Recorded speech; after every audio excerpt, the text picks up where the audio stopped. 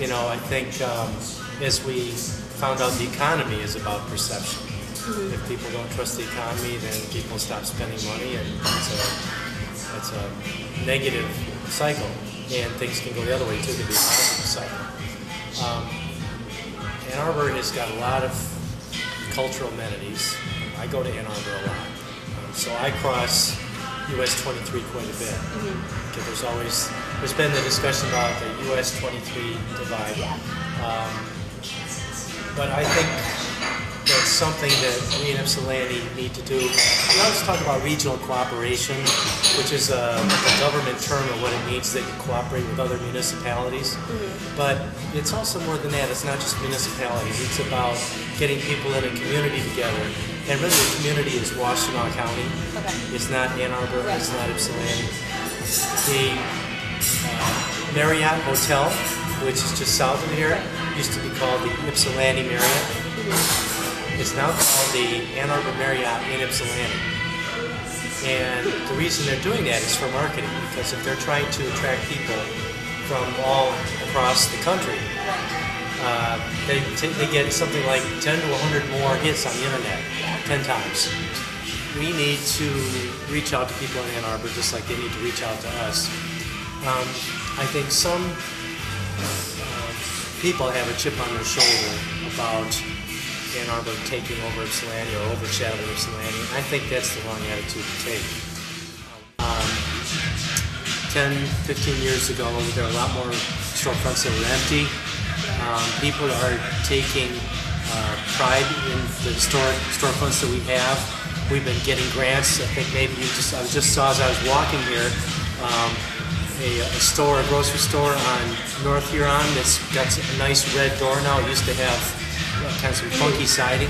We still have some buildings that need to be fixed up, but the City Hall was fixed up. 10 years ago it had what was called the cheese grater. It had like a grating over the windows. It was supposed to make it look space age. It had some, I don't know if it was faux marble or it was real marble, but it was slabbed, it was like encased. So that was taken off and City Hall was renovated, and I think just this year we made the last payment for that renovation out of the general fund. So what Ypsilanti has going for it, I think that's kind of where you're going next, is we have historic architecture, which you can drive on North Huron and you can see half a dozen to a dozen different architectural styles all in just a few blocks.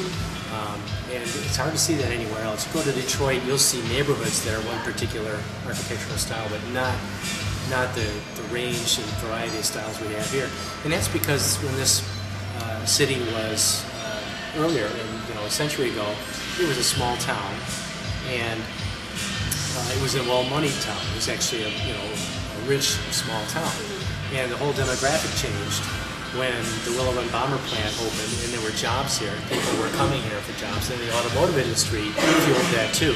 Now we got the opposite, where we've got people that say are retired and living on pensions or on fixed incomes, and we don't have industry coming. We're losing industry, we're losing that tax revenue, so it's hard times here in Michigan and it's hard times here in Ypsilanti. But I think what's the most important thing is that we have people excited about moving here, young people excited about moving here.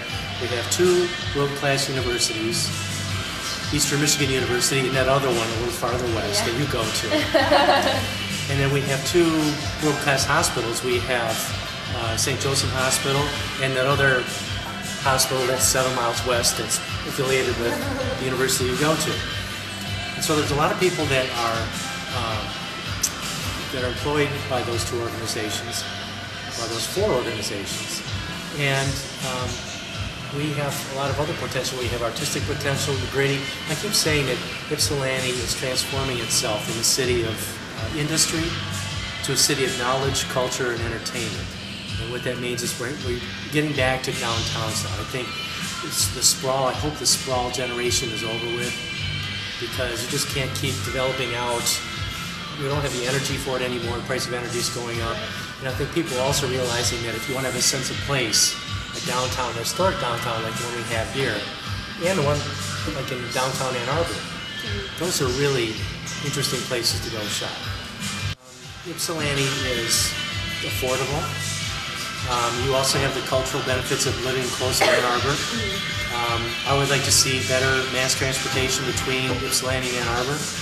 I've been fighting for that. We're close to Detroit. You can easily drive to Detroit. We're close to the airport if you're a business person and need to travel a lot to the airport. So we've got a lot of advantages that you wouldn't necessarily see if you're a student. I mean, if you're a student at U of M, you're on campus. And we need to get better mass transportation because I think students may want, the ones that are drinking age can come down to the Elbow Room because they have great live shows there. I have a few live shows there myself. It's a little smoky, but it's enjoyable. We've got a great martini bar, which is more upscale, and it's smoke-free. And we've got the corner brewery. We've got a lot of really interesting places to. Well, Ann Arbor's a lot bigger. It's a lot more. University of Michigan is a lot bigger. As a percentage of the town, though, it's about the same as Eastern Michigan is as a percentage of Ypsilanti. So, strangely, Ann Arbor has a lot of the same budgetary issues that we do, although they have more industry, they have more tax revenue from industry. We've lost our #1 private employer, which was the ACH plant on I-94, and we're losing something like $700,000 a year from that, and that's about 5% of our budget. Ann Arbor now, with the loss of Pfizer, is going through something equivalent to that. So, but the differences are you have some really great cultural things going on in Ann Arbor. You have the University Musical Society. My wife has been on the advisory committee there for years. We go to a lot of concerts there. And they bring in talent from all over the world. Ypsilanti doesn't have that kind of an organization, but when you're only 7 miles away from it, why fight it? Okay, but what we do have is we have a great art gallery in the Riverside Arts Center. We have some good local theater. And you know, you can go to EMU and see some good student productions. My wife and I go to student theater productions both at U of M and at EMU. So I think there's a lot of cultural things. I think there's going to be more of a concentration on cities and less of a concentration on townships. Just because energy prices, I think, in the long term are going to go up, and people are going to be tired of going to the same old malls. And they're going to start coming in from outside. If people live in Canton, they'll drive into Ypsilanti to go to the sidetrack to have dinner because you can't have a sidetrack experience anywhere else. So I think both cities are going to get stronger that way, and I hope that the state of Michigan changes the tax law so that cities aren't penalized quite as much. When development was going on, townships could develop their undeveloped land and get tax revenue, whereas cities were landlocked, we couldn't develop new land, so couldn't get new revenue. Now that the economy is turned south, the townships now are actually facing a steeper decline, although they still have, I think they're more comfortable than at least the city of Ypsilanti is. So I see Ypsilanti getting stronger by doing the things that I talked about earlier to make us perceived as being a really good place, not only to hang out, but also to raise a family. Okay. There's not a divide. There's a bridge. Okay, you just got to cross the bridge if you want to get to the other side. And that bridge is over US 23.